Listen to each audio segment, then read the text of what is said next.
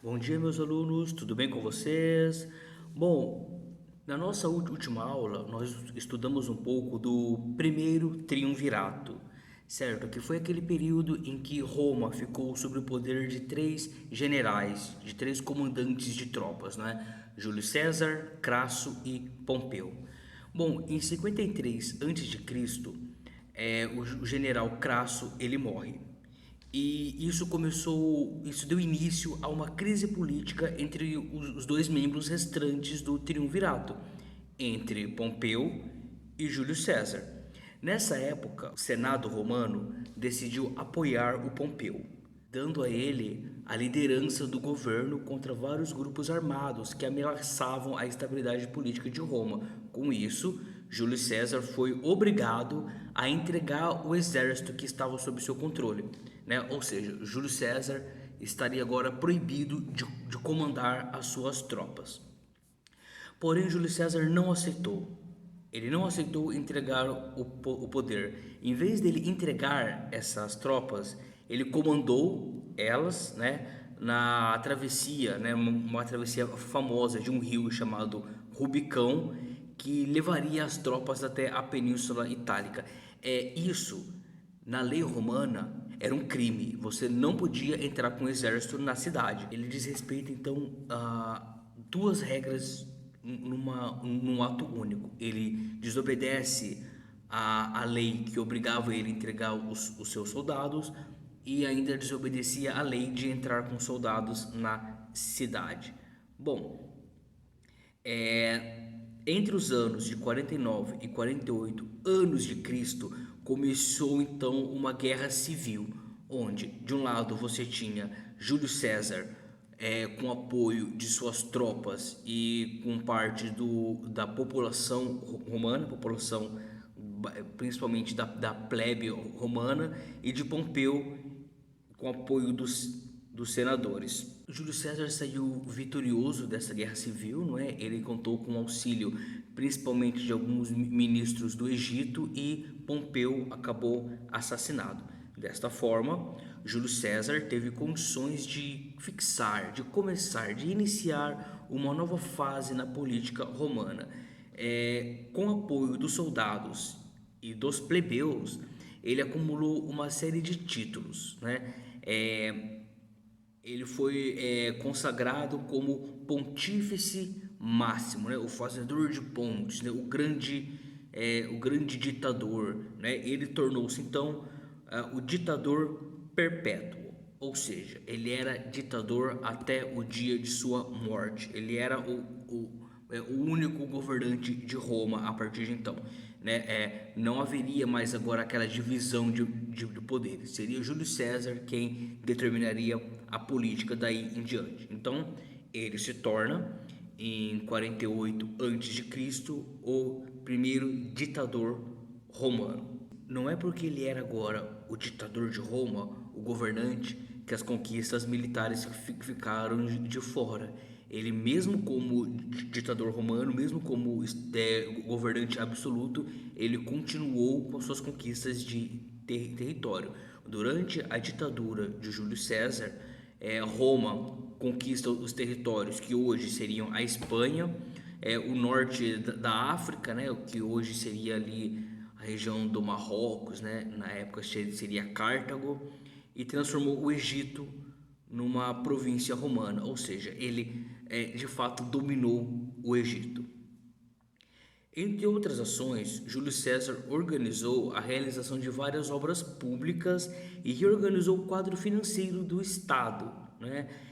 Além disso, ele estendeu o direito de cidadania para regiões do vasto império e ele garantiu, né, ele admitiu que gauleses, por exemplo, ocupassem vagas no Senado, né? Os mesmos gauleses que ele combateu no passado agora se tornavam aliados a ele.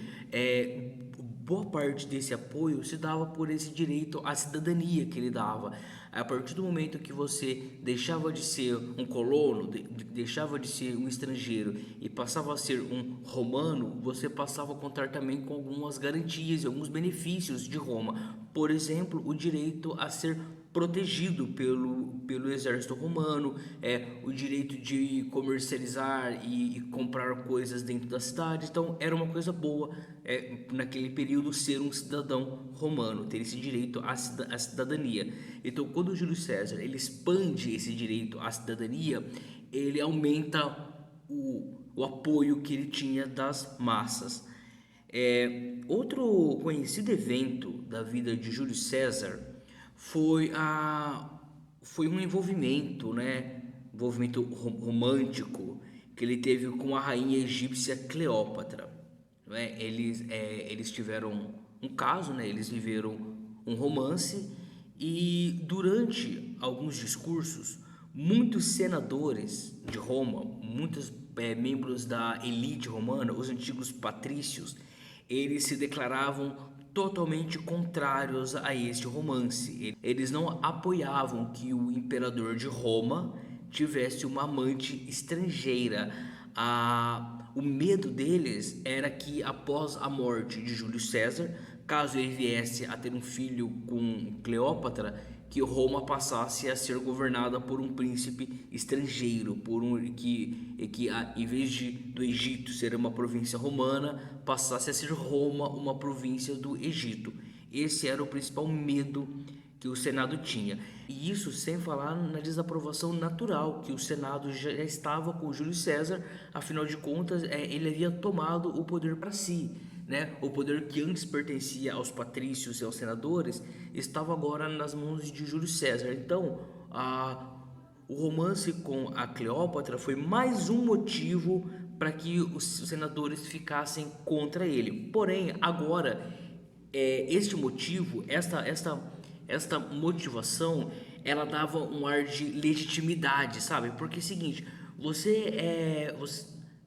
você não podia criticar o imperador só porque ele estava ocupando o cargo que você queria para você, mas a partir do momento que você consegue convencer a população de que aquele ato dele, que aquele romance seria algo maléfico para o Estado romano, eles conseguiam obter mais pessoas para a causa. E assim então, em 44 a.C., sob o comando de Brutus, um general também, né, um militar, organizou, né, um motim, um complô, uma conspiração contra o governo de Júlio César. Então, em 44 a.C., um grupo de senadores assassinou Júlio César. Os responsáveis pelo assassinato do Júlio César não conseguiram chegar ao poder. Lembrando, pessoal, essa retórica do romance com a Cleópatra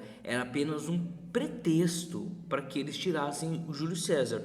O que de fato os senadores queriam era tomar o poder, eram ser eles os governantes, assim como era nos tempos da República Romana. Porém, isso não foi possível. Eles não conseguiram chegar ao poder. Por quê? Quando eles assassinam Júlio César, eles criam um segundo triunvirato, ou seja, Roma estava novamente dividida entre três poderes. De um lado, você tinha um fiel amigo do Júlio César, né, chamado Marco Antônio. Marco Antônio, ao saber que Júlio César tinha sido assassinado, ele perseguiu cada um daqueles que participaram do assassinato dele, certo? E muitos dos apoiadores, principalmente do exército, viam em Marco Antônio uma continuidade do governo de Júlio César. E também tinha Caio Otávio, que era filho adotivo de Júlio César. Ele também recebeu apoio de membros do Senado para se tornar, após Júlio César, o próximo governante de Roma.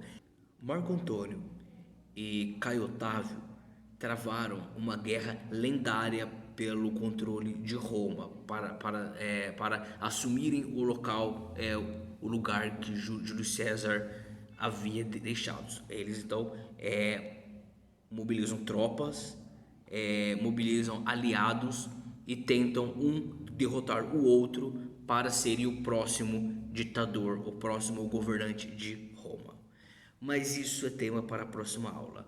Agora, com base na aula, com base no que eu expliquei para vocês hoje, é, eu quero que vocês me respondam o seguinte: primeiro, quais as principais mudanças em Roma durante o governo de Júlio César? O que Júlio César mudou em Roma durante o período que ele foi ditador?